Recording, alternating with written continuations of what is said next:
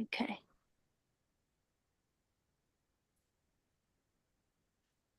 It should all pop up on your screen. You just say yes. Click the button. Done. Directing to YouTube.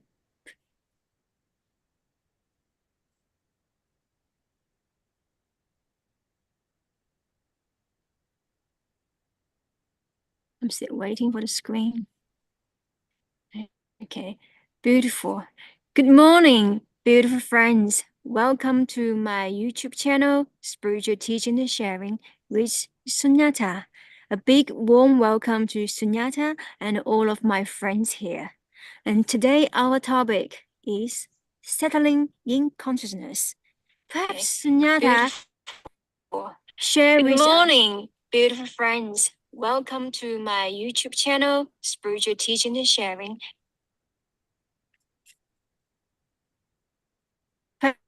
Sunyata, please share with us, why would you say settling in consciousness?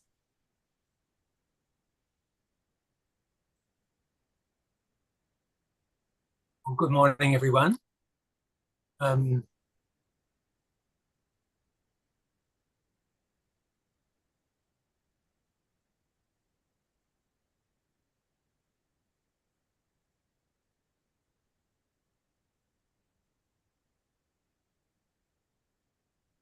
I've been listening to a lot of, or a few, non-dualist teachers recently on the internet, and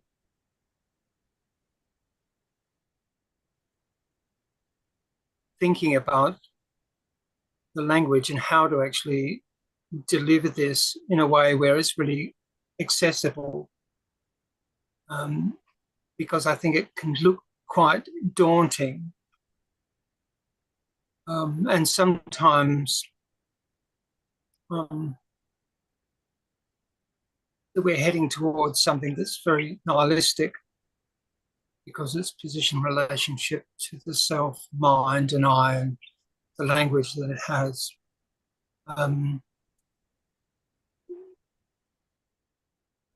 There's an emphasis on prioritizing consciousness before mind. This sort of sounds a little silly, but it's just how consciousness occurs to us. If we think of mind, we tend to think of mind as thoughts and our perceptions and our history and all number of things, whereas with consciousness, we tend to think of everything that consciousness has us be aware of, everything, including the world, including our personal position, including our assumptions about our relationships to others, our relationship with space and time, our relationship with everything that we call existence. So consciousness becomes a forum. So usually with most Advaita's teachers, non-dualist teachers, is they put an emphasis on the I am first, I am. That being that very, very first waking sense of self, I am, before we realize we're in a Tuesday, or we realize that we have a set of things that we need to do within our day, and everything that arises after that, I am. So this is an emphasis to see ourselves as consciousness, coming into consciousness.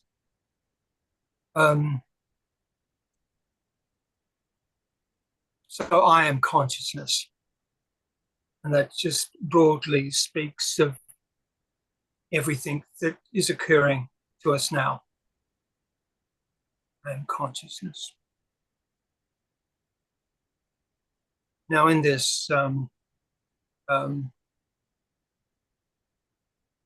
me, the way that the more that I've settled into this notion, and there is an evolution in jhana, and there is an evolution in non-dualism. That there's revelations that happen as we move along, whether our process is contemplation or meditation. Meditation can be difficult. Contemplation can be very, very effective if our object is for that goes beyond mind. So again, if we think about the Advaita teachers, what they are looking to have us do is to focus the I back on the I. In other words, to go outside of all conditioned self, all attitudes that we have about the world, to sidestep all functionality, all utility, everything, and just come to rest and see what that is, to see what the I is before it has all the equipments and attributes which we call the self. For me, I make a distinction between I and self.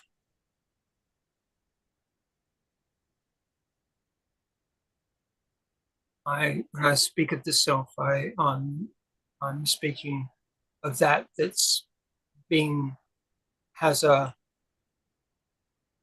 set of experiences that go along a timeline from the time when I first came into consciousness as a small child. Some people have ideas beyond this that they might remember their births or whatever, but for me, I focus from the point where I have first real memory of what happened in this world, and then I have my conditioned self, and I've lived within that conditioned self, in this body for all these many, many years, and out of it has come a set of attitudes in relationship to experiences.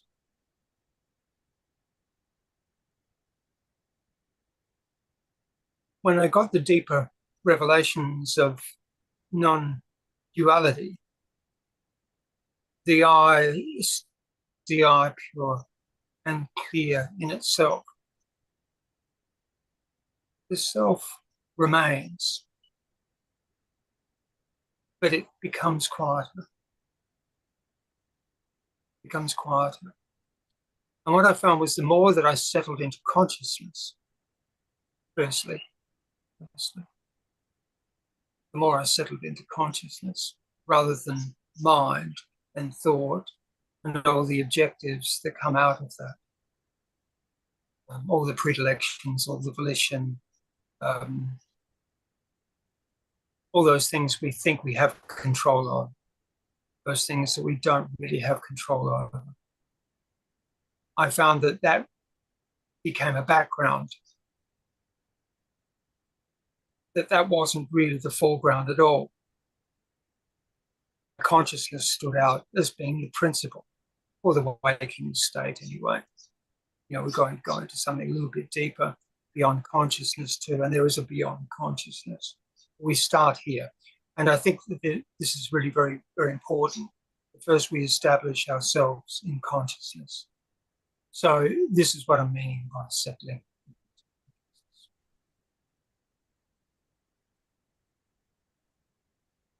Understand that? Understand what I'm saying? Anyone want to respond to that? Yep, big thumbs up from Ulma. Uma, you are silent. You're muted. Just saying big thumbs up to that. I really love that expression of settling into consciousness and what that means in the non-dualistic way. It's very important to really acknowledge that that's who we are as a collective as well, as an individual, and that way take it all on. Yeah, it's very relaxing, isn't it? Very relaxing. Yeah, it is very. And it's that is the natural state. You know, you could call that meditation. You could call it contemplation. You could call it sahaja. You could call that turiya. You know, in the more formal aspects of Advaita. This is the natural state. Just that settling into consciousness. Yeah. Because when you're relaxed about that, there's an effect that happens. What I've noticed over the years is mind has just disappeared. You know, thoughts arise, you know, when there's objectives to do or you're solving a problem or something, thought is really useful. Mm. Yeah. Yes. Interesting when Thought is useful. people ask you questions and you go, "Oh, I'll have to just switch my mind on to answer that." That's that's true. I usually just get a cheeky smile. It's my default reaction at the moment because I have, yeah. I like to be very, very aware of circumstance, but I don't buy into it all, if you know what I mean. Like I can see that there's all number of things going on, and I can actually even feel it if I think about it. You know, you can tune into all levels of things. Yeah. But there's a selectiveness here, you know, because we're looking at what the nature of peace is. What peace is. You know, to come to that spot where you just, for me, peace is bliss. Mm. It's be at peace. To be at peace doesn't mean that everything's resolved. You know, there's always things to do. Maybe Yes. a little bit of things to do. You know, I'm very, very fortunate. So, you know, like I can disappear for long, long periods of time. And with this new forum, you know, in meeting Ekomananda, it brought up another heightened sense, interestingly enough. And I didn't really expect that. It gave me an even deeper opportunity to go in and to look more thoroughly at what this was. What is this? Yes, I could resonate with what Uma shared. And very interesting that you put the words, everything just relaxed, right? And a lot of things that used to matter, it didn't matter these days anymore. And that is when you get deep into meditation, when you actually recognize the self. Now, the self is the body mind construction of this physical identity we sort of identified with. And when you get deep into meditation, the mind just disappeared. When I was doing my 300 yoga teacher training in Bali, that was two months ago. And during that period, and I was reviewing the messages that I had with Sunyata. I'll give you a moment, Magdalena, give me a second to finish my words. I was reviewing, compiled the messages, the communication between Sunyata and I, because it can be written a book of all Sunyata's teaching. One sentence I was saying, I did not feel to use my mind. And how beautiful that is, because when you do not have the mind here, you stop criticizing, you stop judging, you stop complaining. You just enjoy your life and live in love. Whether you want to be engaged or totally disengaged, I mean, doing nothing, just doing absolutely nothing. Sometimes this is meditation. You know, we can be really formal about meditation, and you know, close our eyes and take on a rigid sadhana, And now we're doing it the right way, but we might not be doing meditation at all. If we fall into consciousness, then everything's done. First this, settle into consciousness. There is more. But we don't need to be hungry about those things. Everything will naturally occur to us. And things disappear more. There's an emphasis, say, in psychology, where we confront things. And by confronting things, we learn to know what it is, and then we deal with it. We don't need to do that. You don't need to deal with anything because it will fall into place. If there's anything outstanding that needs to be done, it will persist. And you just say, okay, well, I best do that. I'll just do that. They're usually very, very simple things when we demand a little bit of our concentration or something. But they're usually very, very simple things. Something that's very much ready to hand that we can organize. And But just go back to what you just said. We don't need to do anything at all. I'm sure the audience have questions on that aspect. Now, I personally found it very challenging to actually get to that point. And nowadays, it's very easy. I just enjoy my days doing nothing. Meditate, yoga, reading my scriptures, singing a little bit alone, cooking, and clients, the universe will send me clients because I stopped promoting. So how did you actually recognize that I don't need to do anything at all?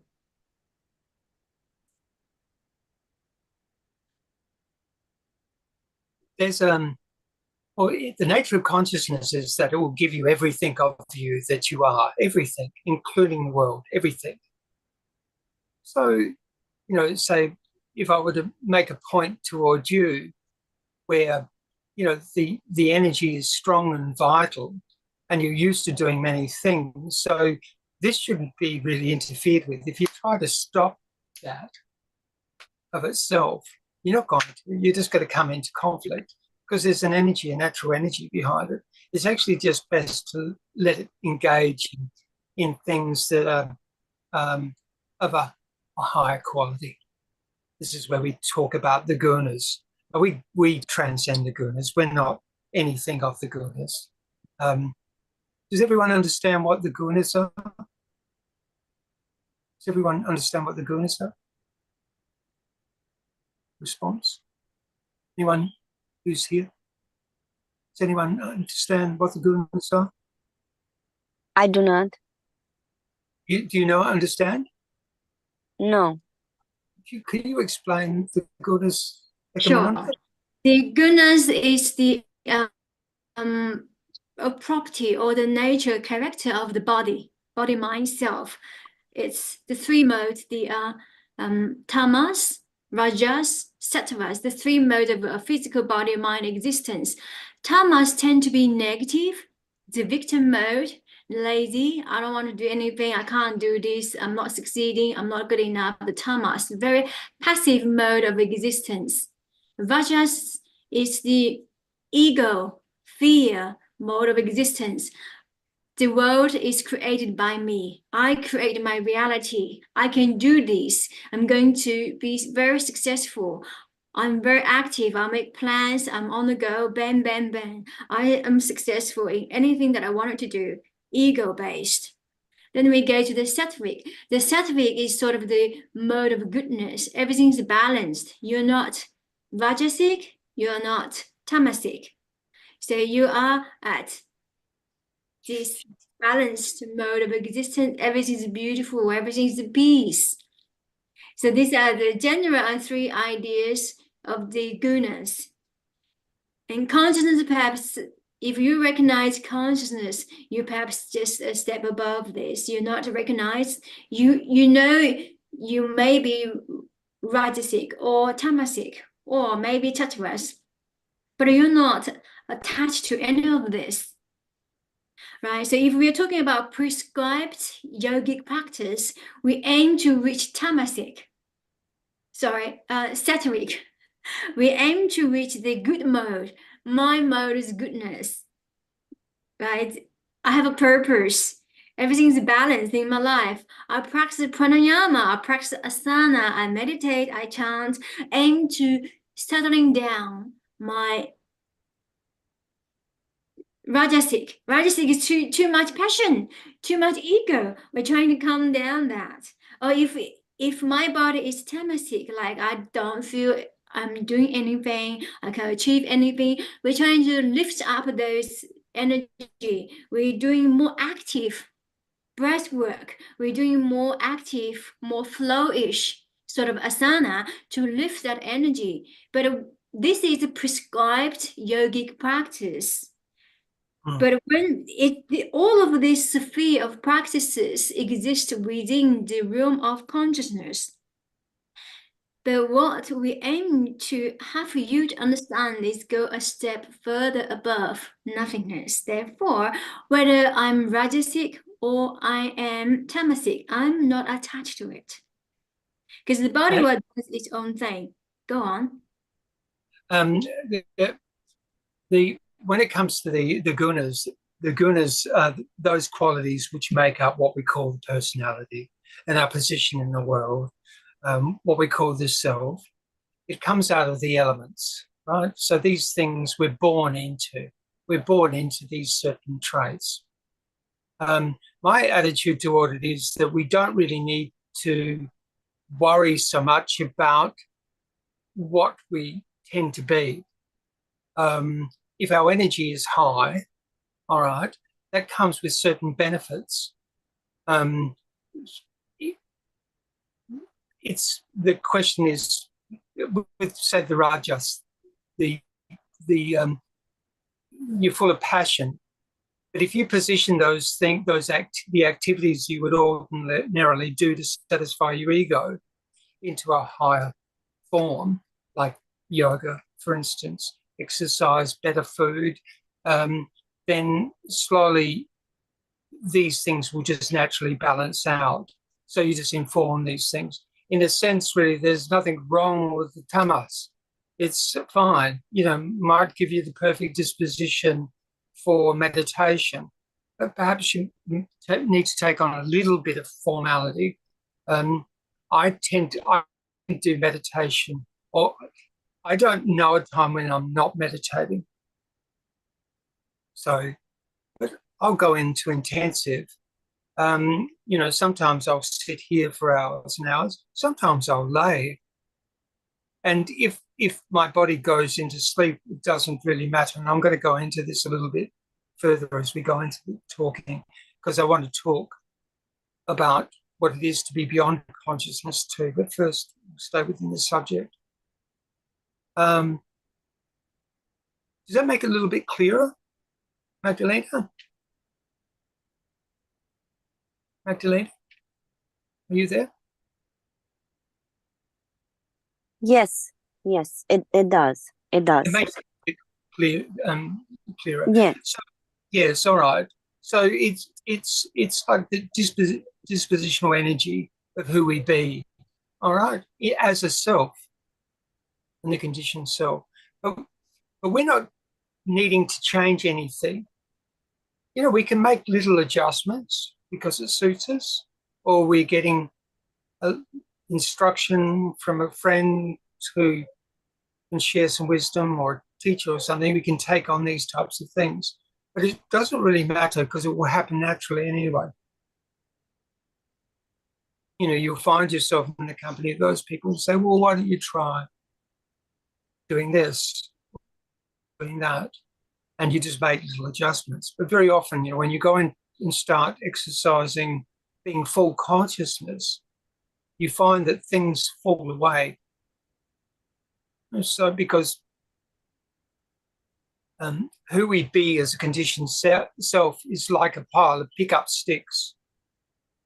And if you start sort of using the mind to change yourself, well, that is the self-mind of the self-condition trying to adjust itself.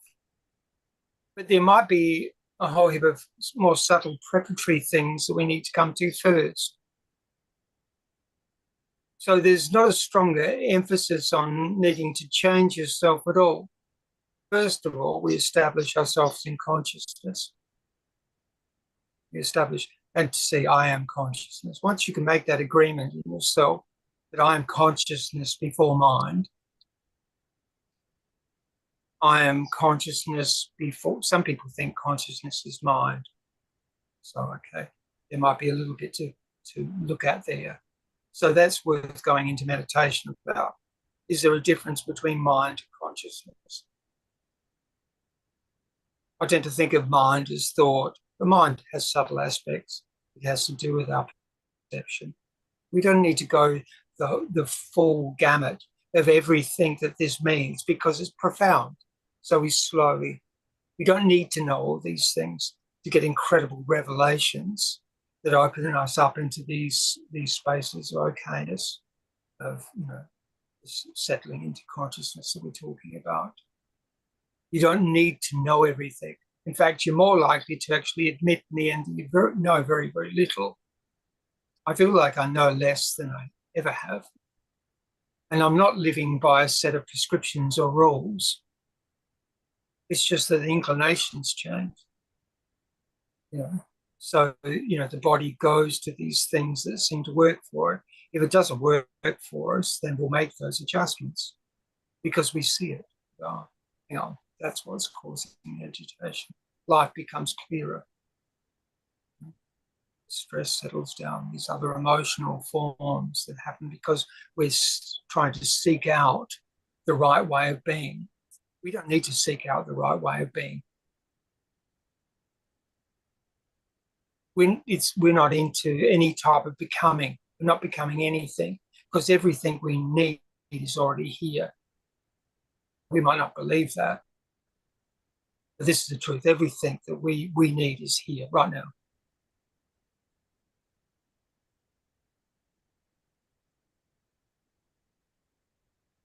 So there's a conviction here.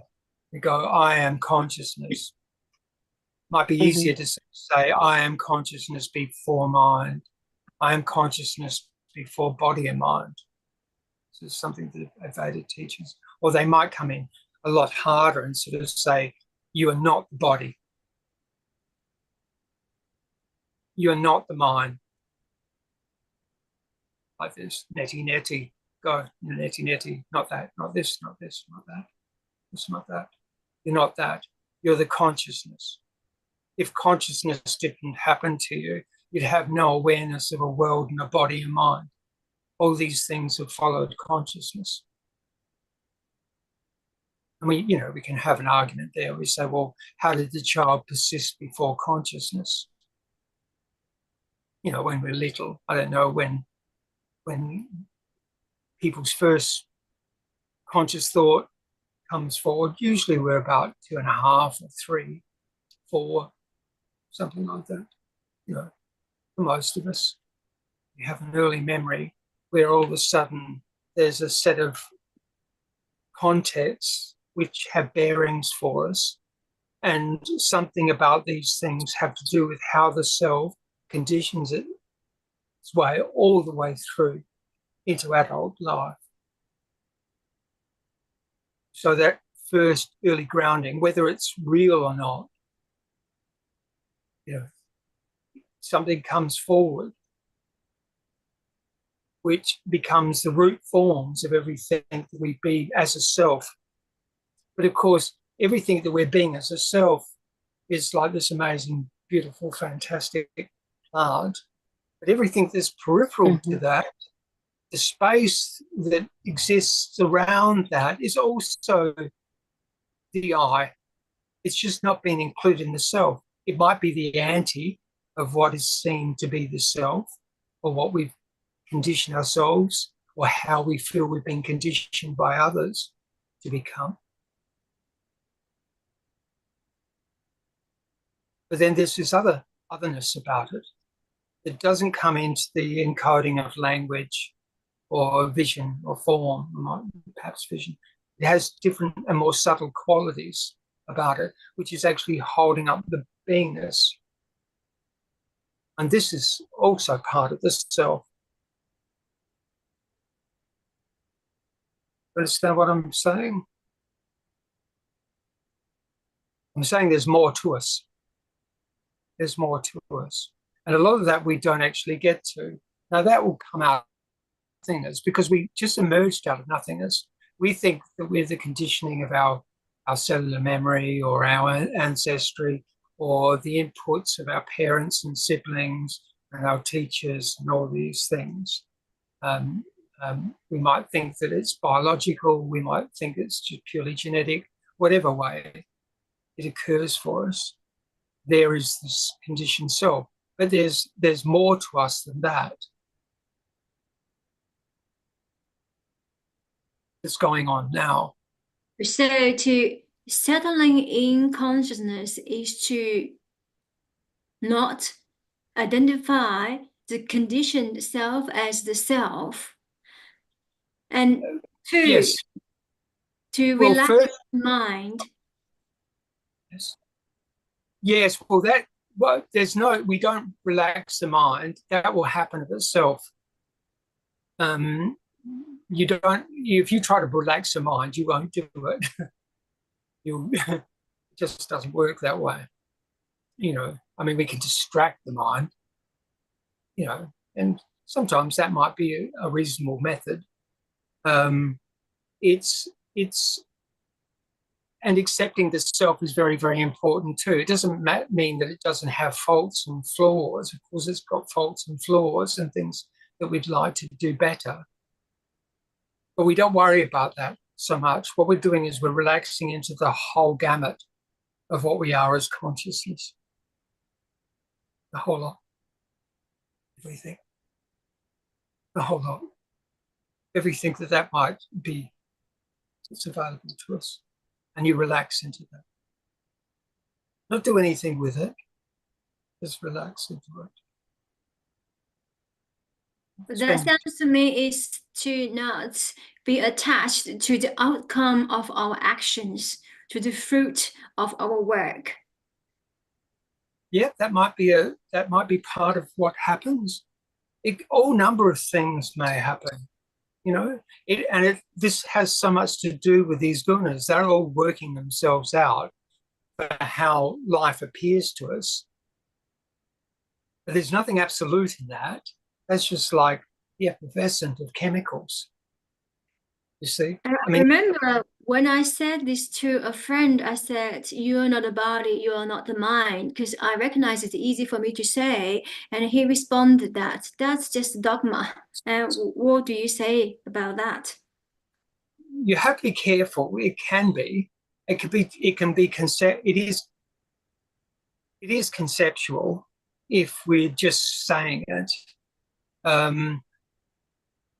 How am I not a body? We go from this point of view, well, there's a body here, and for as long as there's a body here. But I'm not that.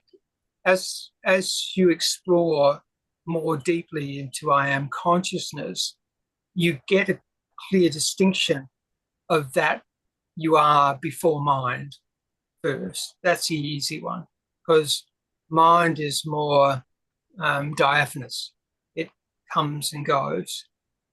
But with body, it looks to be a constant. But then we have to look further than consciousness. So this takes us into something else.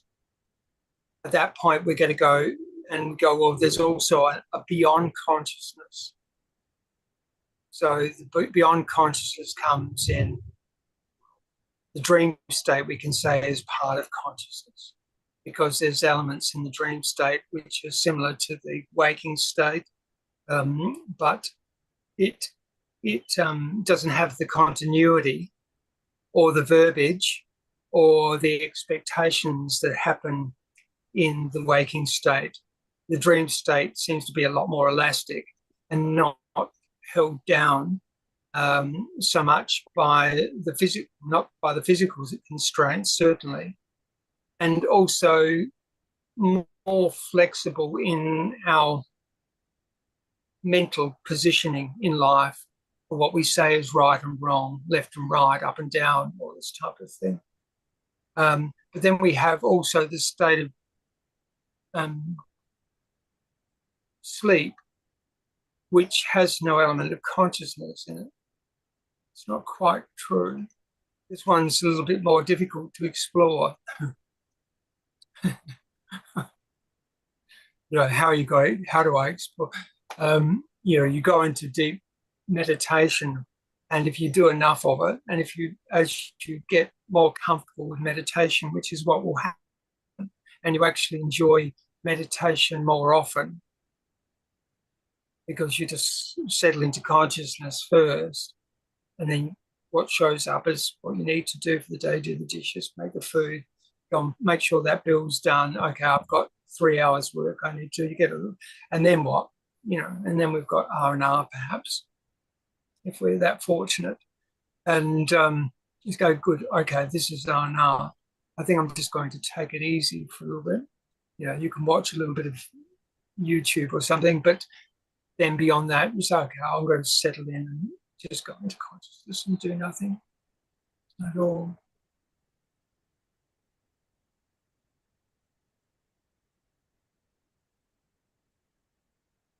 And let this be sort of part of what you do in a day. Actually grasp the benefit of what meditation is. And you settle into it, and you settle into consciousness, and you go into meditation with a curiosity. Yeah, a curiosity, like, okay.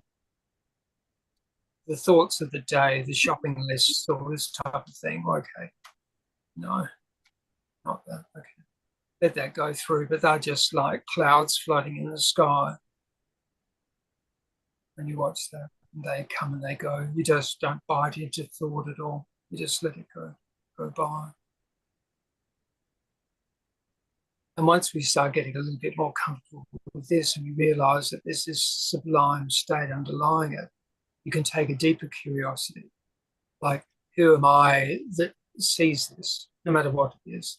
This is also a very, very good way of overcoming mind if it's too distracting. This is Raman's way, where he would say, you focus the eye on the eye, so that there's a principal eye, which is beyond body and mind, which you are, that is before everything, before consciousness itself.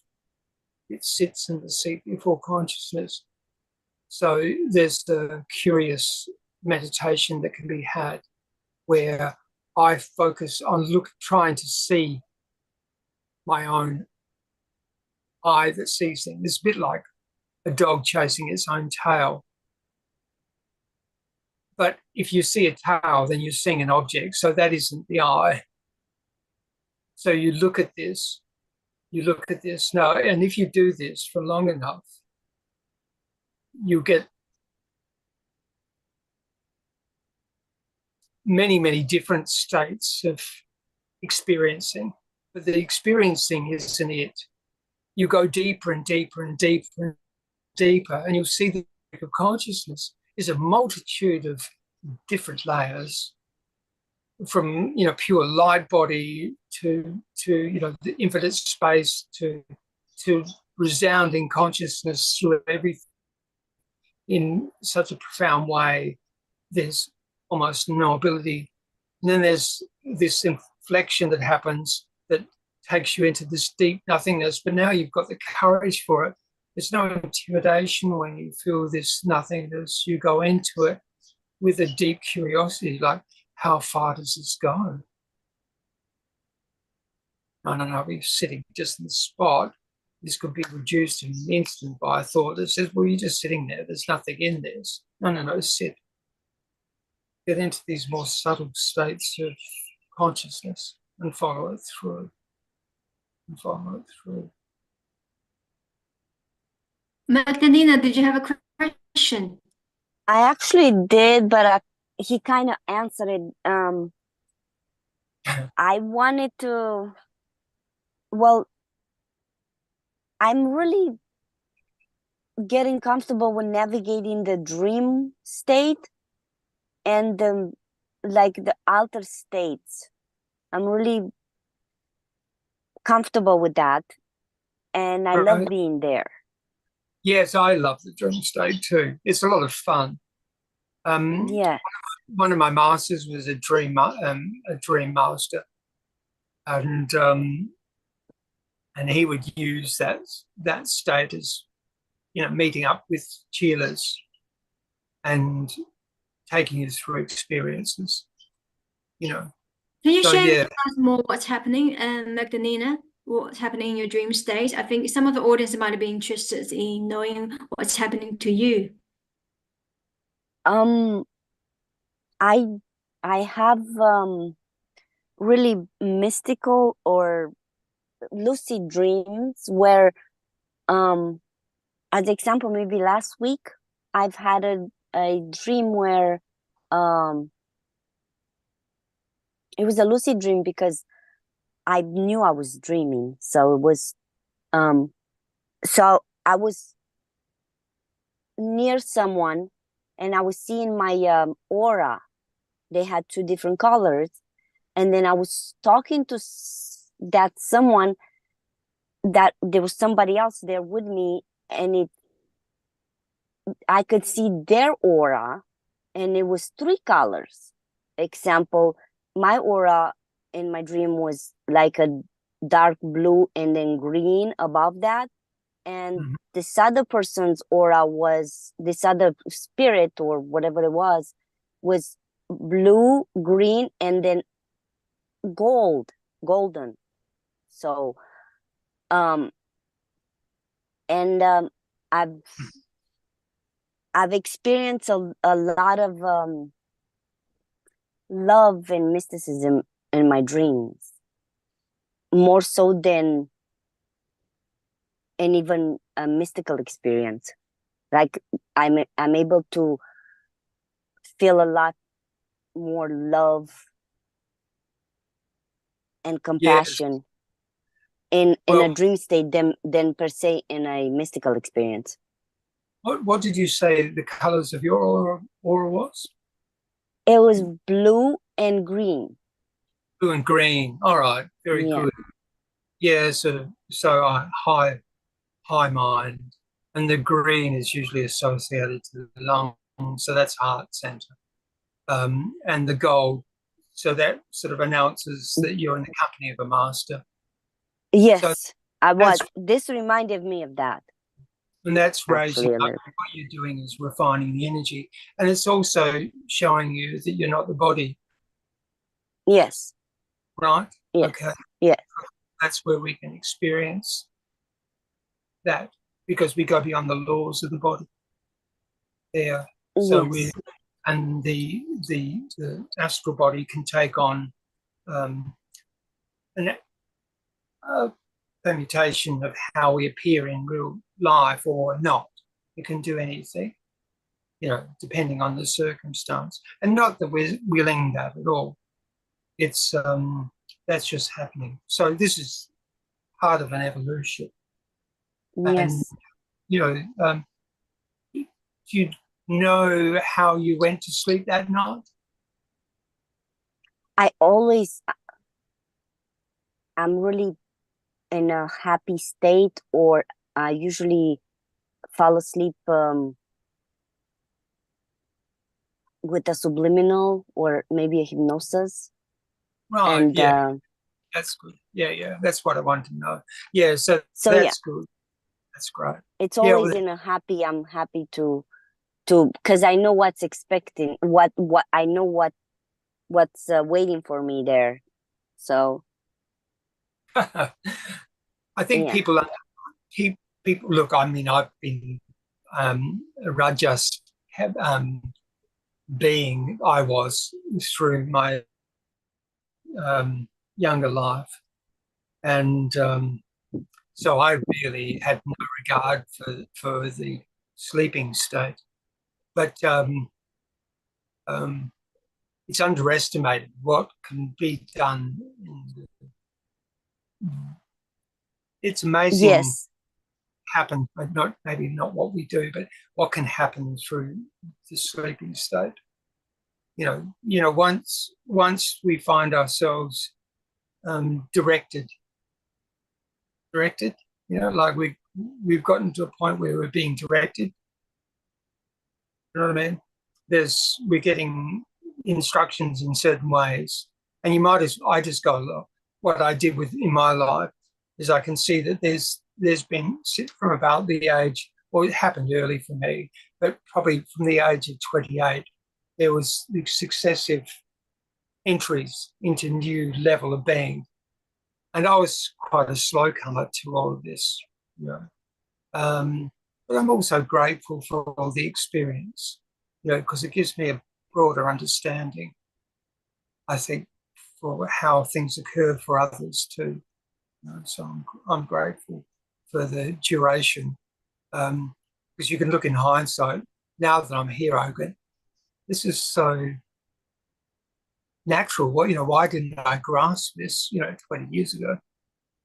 Well, maybe not 20 years ago, because I was grasping it 20 years ago, but 30 years ago or 40 years, and, you know, like, you know, I was getting an inkling of it, but the self was so sturdy and strong.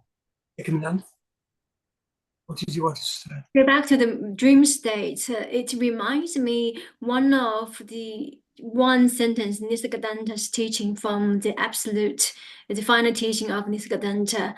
He said, contemplate on what do you experience when you don't have the experience of the body.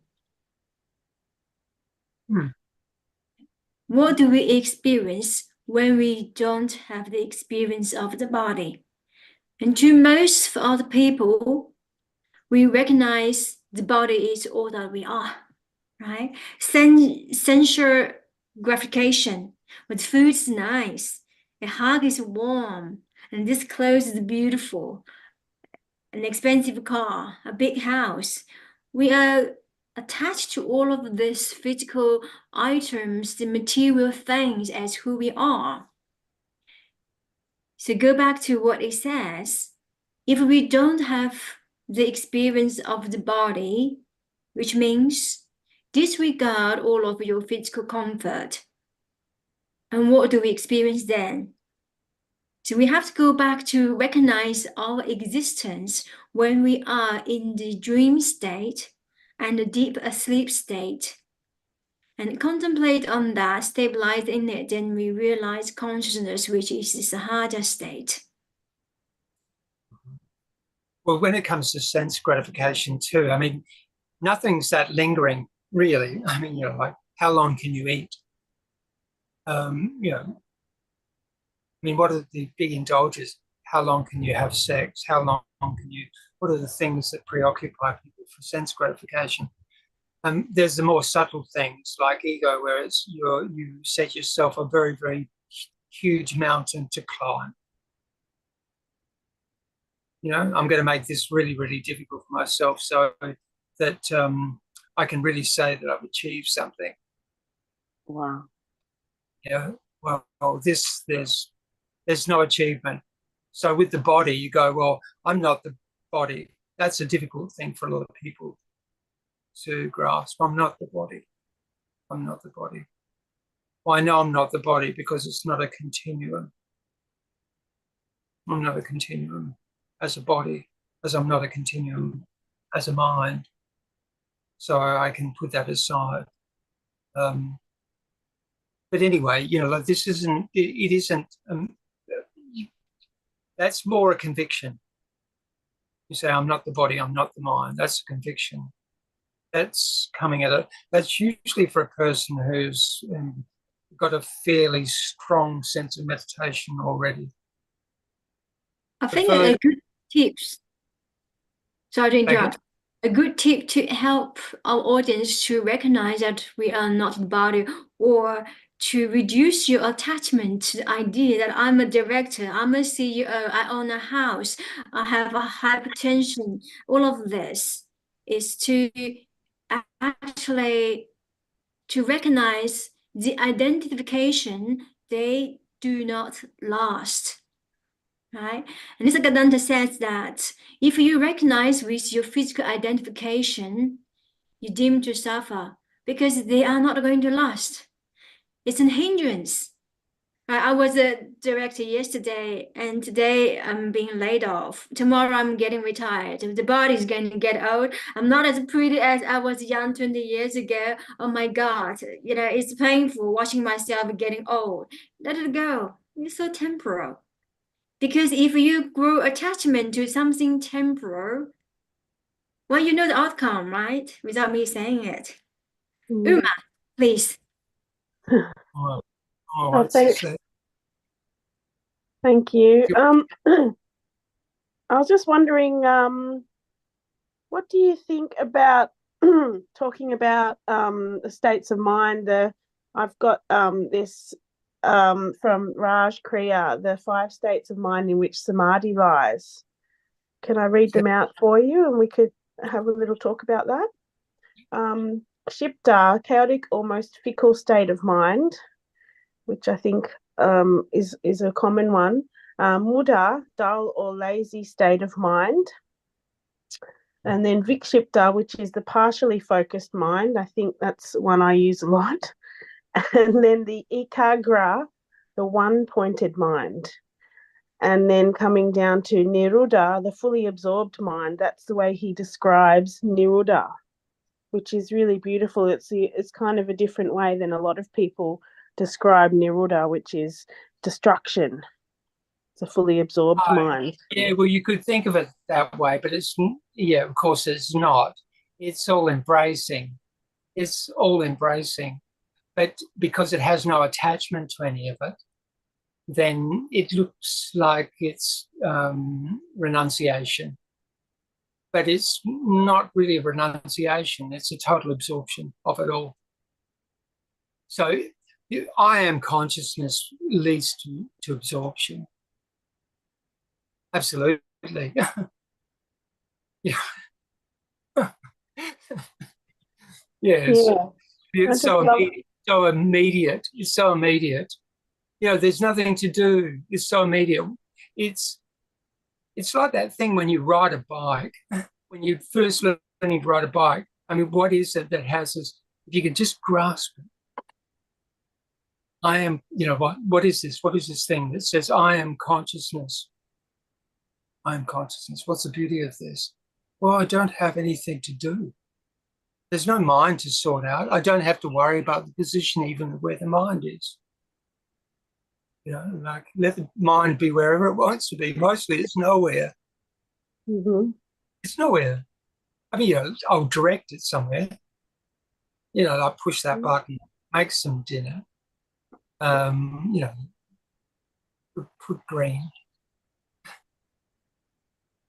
It's simple. Pay your bill. That's what you do. It's getting so simple. It's just getting so simple. And you just let it be more and more simple. Let it be simple. And if, like you want to eat chocolate, because it's only that long. It doesn't really matter. And if all of a sudden this form of mind occurs to you, then look at it in consciousness. Oh, that's really interesting. Oh, boy, I do that. And if you've got, contrasting things like what you're pointing out there, use it. Look at it. See it. You see it. Understand it. But to sort of go, well, right, okay, I'm in this state of consciousness. No. Consciousness is all embracing. That's the state of mind. The states of mind. We're not interested in mind. Let the mind be whatever it wants to be. Mm-hmm. Yeah. If you get shitty or rotten or something about things, well, like you got to end up laughing in 3 seconds because it's hilarious. What are you doing? Why do you be upset by that? It's stupid. Yeah, let it go. Like just catch yourself out. We know it's all right to be flawed. We know this is flawed. We know it's flawed. It's going to have its limitations. That's all right. Just it doesn't matter what the position is. It doesn't matter. There isn't a position. This is just mind. There isn't a position. There's only consciousness. There's only consciousness. That's all we can know. We can't know anything really totally within it. We could say we do, but it will always be marginal. And there's a great release in this, being free. Having to be the great master of something. No, forget about it. No, it's much simpler than that. Just relax into the natural state. That's all the masters are showing us. That's all they're showing us. Relax into the natural state. Where is the natural state? Well, my best access in the waking state is through consciousness. How else am I going to come to it? What's the means of coming to it?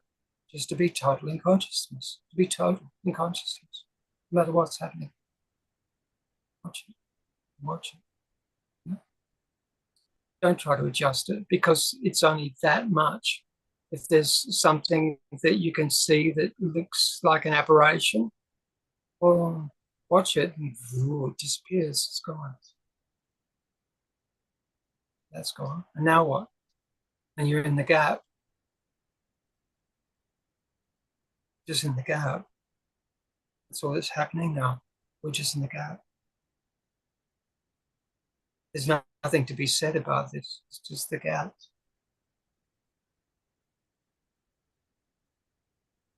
And the gap is beautiful. It's empty of everything. There's nothing. I mean, you could do something with the energy, because sometimes, you feel like you're eating yourself. You can do something with it if you like. You can do something nice for a person, or paint a picture, or say hello to someone on the telephone if your energy is really exuberant. Or you might choose to just be that inward and even go deeper in. Go deeper in, like, okay, well, this is very curious. I'm ecstatic. What is this? Have a look carefully.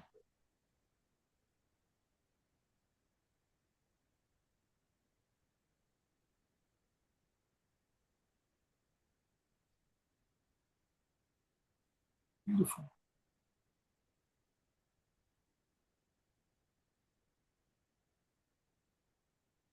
Everything's perfect.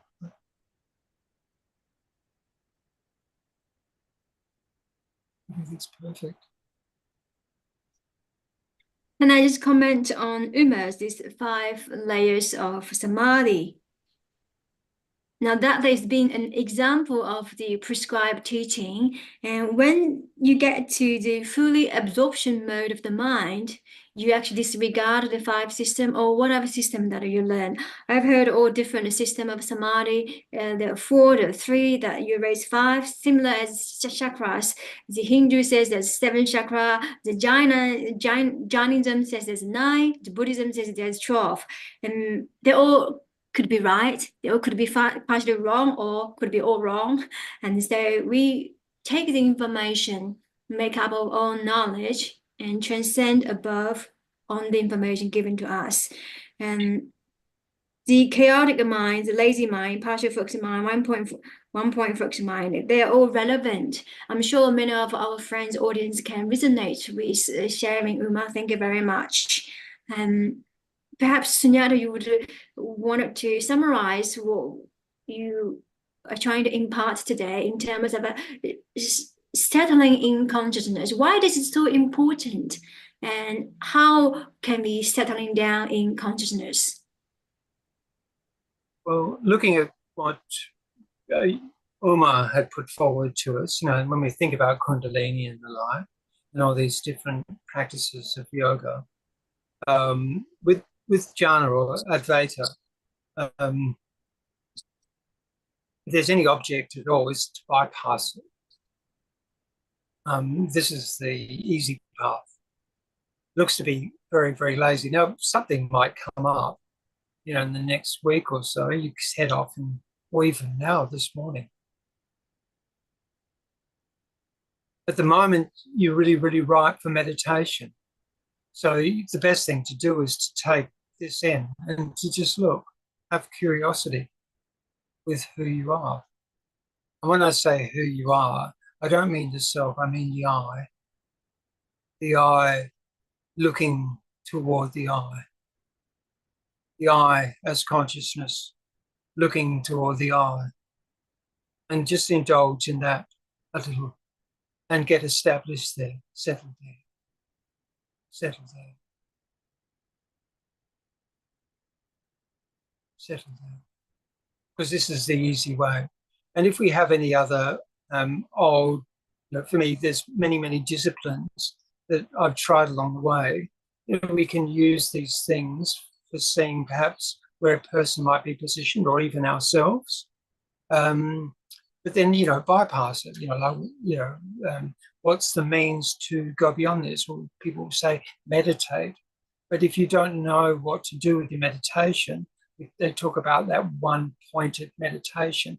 Well, one-pointed meditation is in the total absorption into consciousness. That is one-pointed, because that's who I am.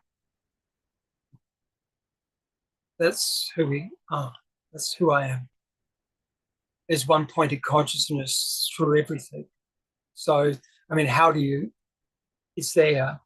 Its centrality appears to sort of be coming through a body-mind center.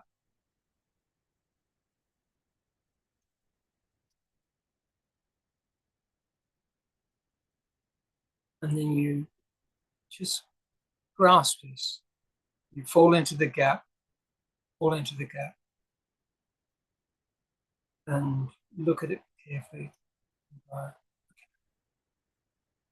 And this is the constant. This is the thing that's always been there. It doesn't matter what age you've been, what state of mind you've been, what state of body you've been. It's always been here. Always been here. There's never a time where it's not been here. Through every single thing that might have collapsed and broken down, it's always been here. All the way through the whole conscious life, it's been here. All the way through, and it's universally similar in us all. We can say if we could put it forward like that, which is very, very difficult, we put it through and express. We say, "Oh, I'm you."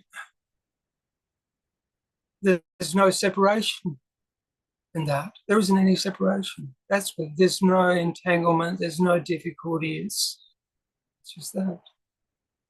You're right on that. You can share that. I think that's all I need to really say for today. I think that's good to sort of sit on and use it to go, and this is one-pointed meditation. Use that, go and meditate on it. Spend time with yourself. Spend time. Enjoy it.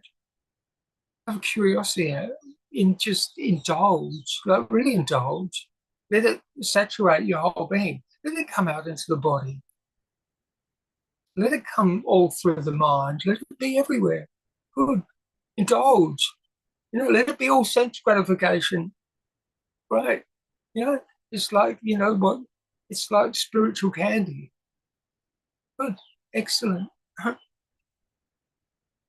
All the way through. You see? Like that. Wonderful. Thank you very much, Sunyata, for sharing your precious wisdom and insight. Would you like to lead us for a group indulgement meditation to conclude today's beautiful session? Are we all there? Magdalena, she's already. We're all here. She's probably I'm here. I'm here. I'm here. Slipped away into meditation. Dino, you're there still, love? Looking forward to it. I'm here, no problem. Yeah, good on you, love. Thanks for sticking with us. That's great. Well, let's just do a little bit of a guided meditation for a bit, and Ekomananda, maybe you can sort of just time it because I'm likely to disappear forever. We can do about 45 minutes, so that makes the session 2 hours, a beautiful session. And, right. And take it. Yeah. All right. Settling into I am consciousness.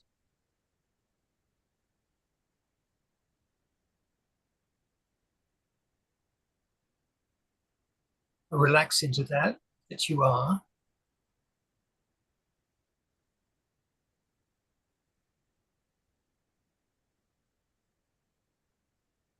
All the sensations in the body, the atmosphere in the room,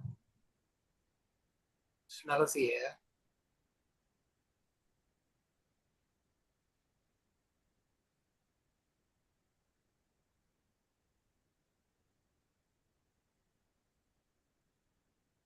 Observe the clarity of consciousness. Consciousness, good consciousness. Look all about. It's broad. It's not just confined in the body and mind. It reaches out, goes into space. It's connected with beloved, connected with the world, it's connected with things we know about the world.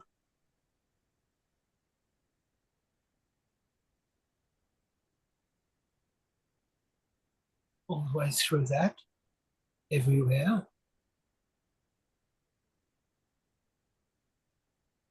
Out into space.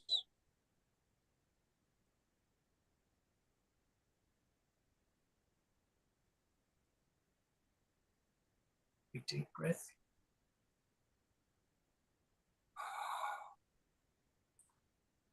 Deep breath.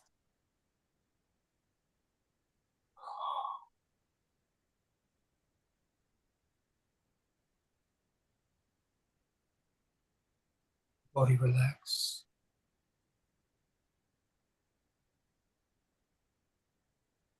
Deep breath.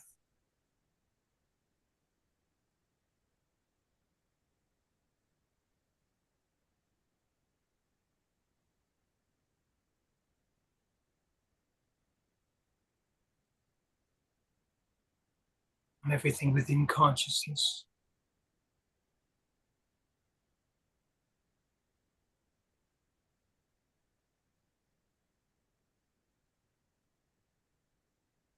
Breathe into that.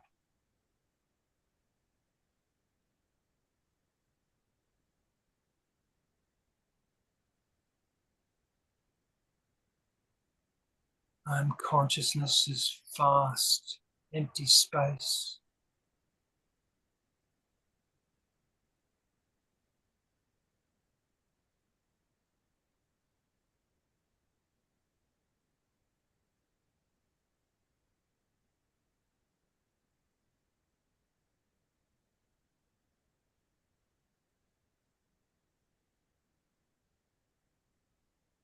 I'm the curiosity of a child.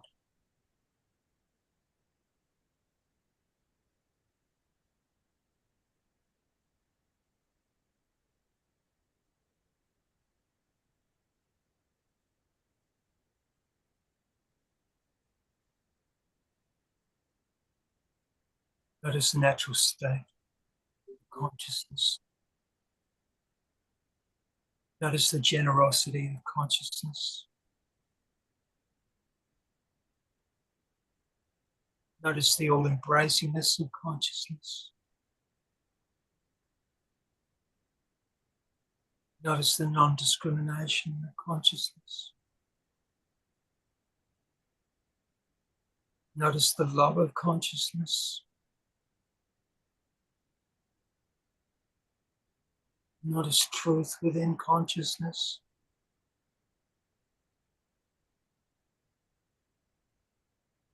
Notice the lack of any obstacles in consciousness. Notice the freedom of consciousness. There's nowhere the consciousness can't go.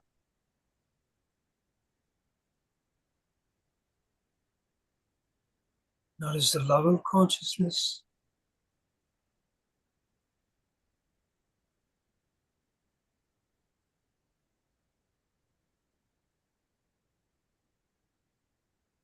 Notice the light in consciousness.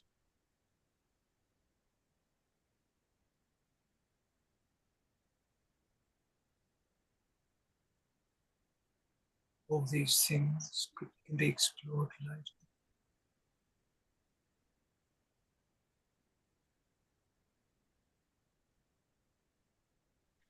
Notice the things about us, those things in our immediate space.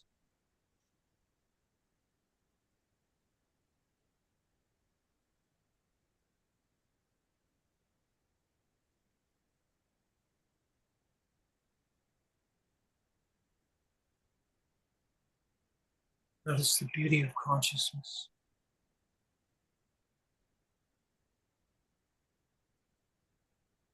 Notice the generosity of consciousness again.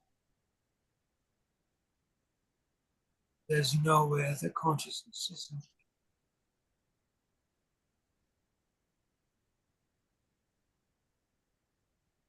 Notice the difference of consciousness and mind.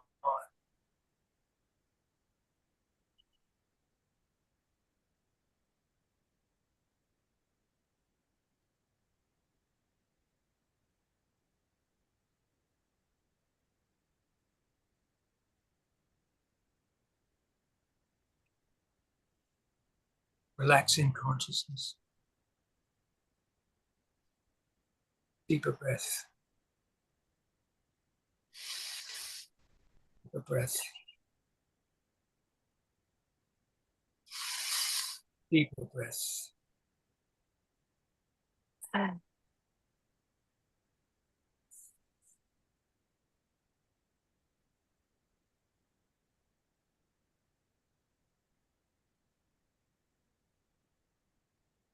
Notice the form of space in consciousness.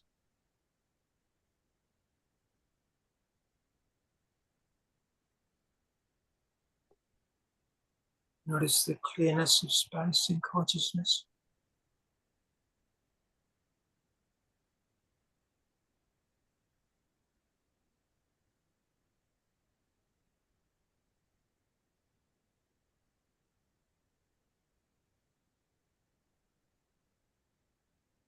Notice there is no spot where I isn't in consciousness. I is everywhere through consciousness and beyond.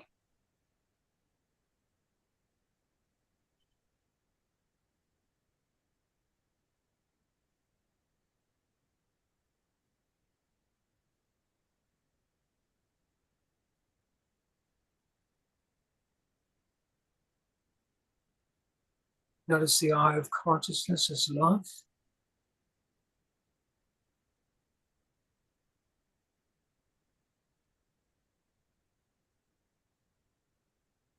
Notice the eye and consciousness of infinite space.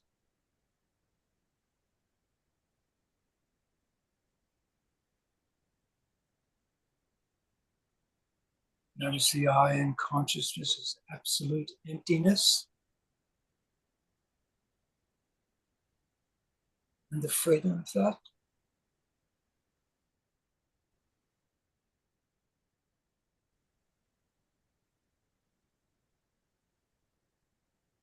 I can see, but I don't need to be involved.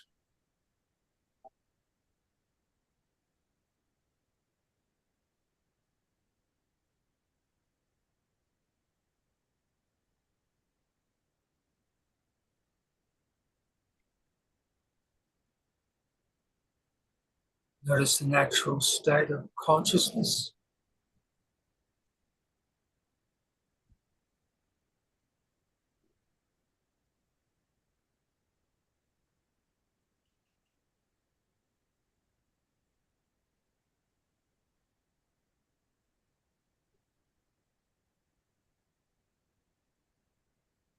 Notice the natural state of space within consciousness, or wherever it is.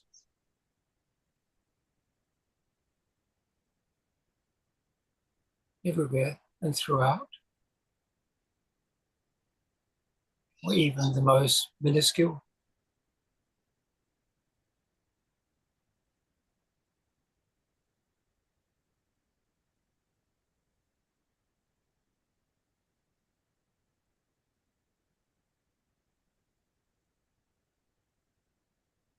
Notice consciousness throughout the body.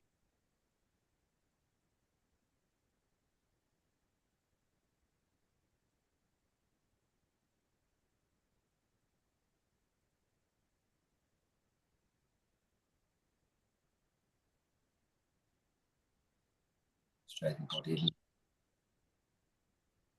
Be a little stretch. Deep breath. Again. I'm consciousness. I'm infinite space. I'm consciousness.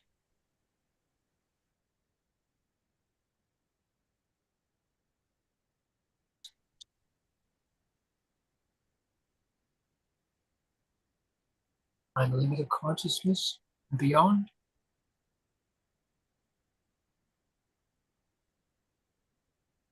I'm that that's perceivable and that is not perceivable. There's nowhere where I is not.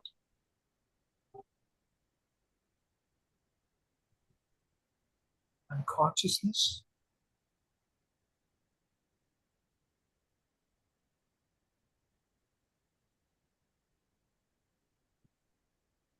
Natural state of consciousness is certainty.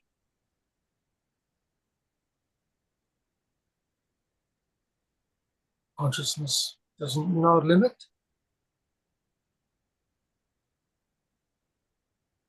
Consciousness doesn't know.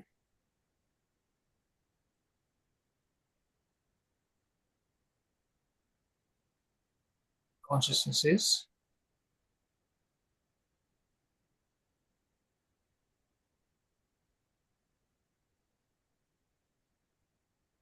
I am that consciousness.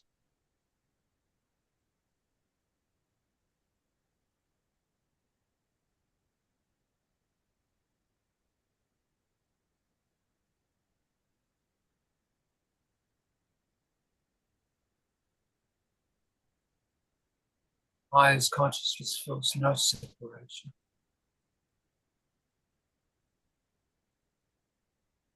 I as consciousness feels no division.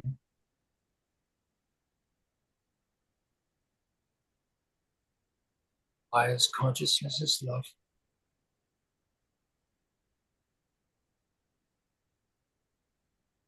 I as consciousness is truth.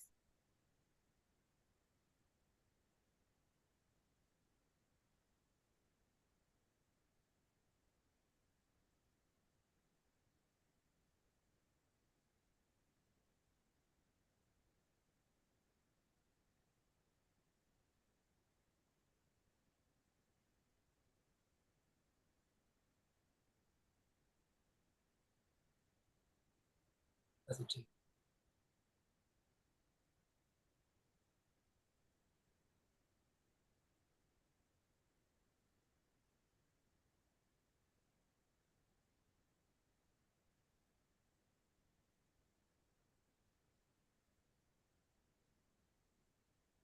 I as consciousness is bliss. I as consciousness is clarity. I as consciousness is empty.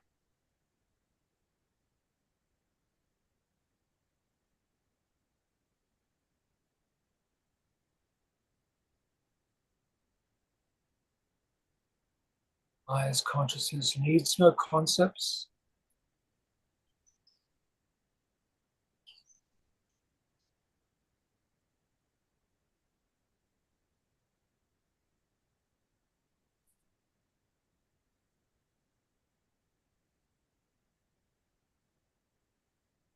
I as consciousness is confidence. I as consciousness is certainty. I as consciousness is conviction.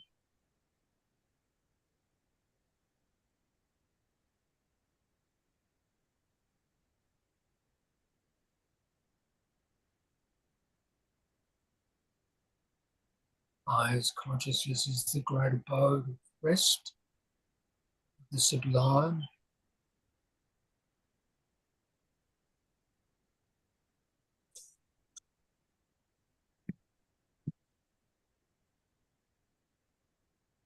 I as consciousness is that it needs nothing added on.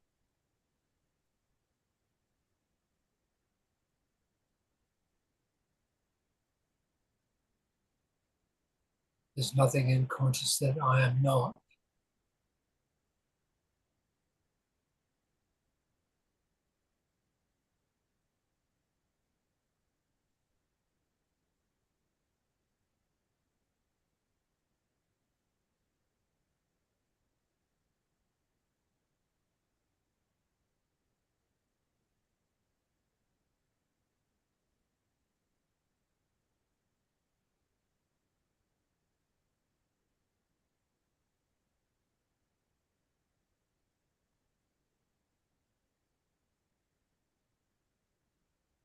I as consciousness is the liberator of the aberrations of mind.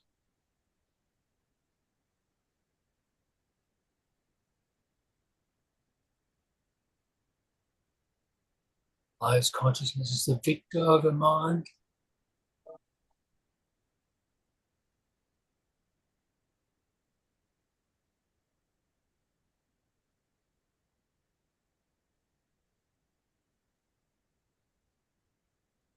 I as consciousness is Sahaja.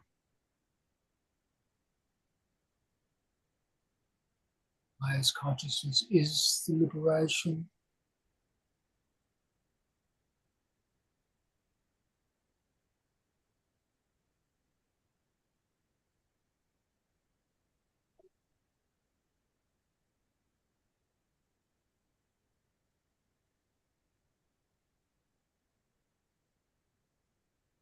I as consciousness is great generosity.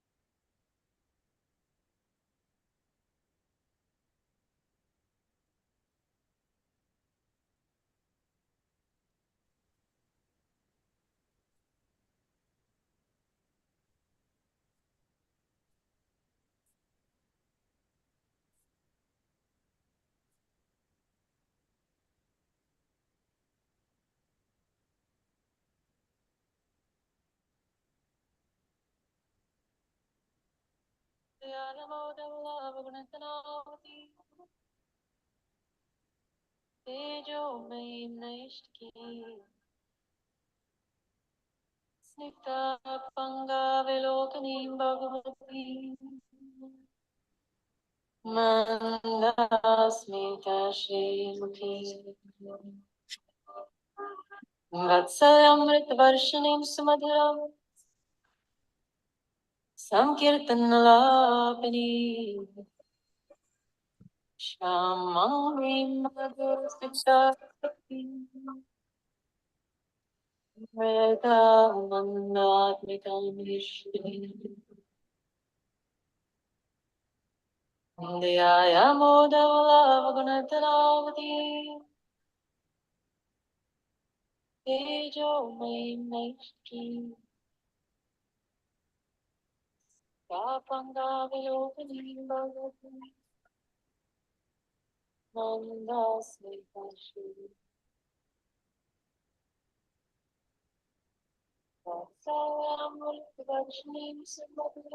Slowly take a few deep breaths. Come back to your physical presence. Be aware of your surroundings, your room, the light, the sound, your clothes, your breath. Thank you very much, all of my friends, joining us on a Tuesday morning. And thank you, Sunyata, for imparting your wisdom. We are blessed to have you around, supporting us. Lovely. Lovely with Orma and Dino, new for us, and Magdalena. Catch you next time. Thank you, everyone. That was lovely. Yes, thanks, Tom. I'll catch you soon. Thank you very much. Lovely. Thank you. Love and light to all. And see you in our next session. Next session will be in 2 weeks' time, Saturday evening, 6 to 8.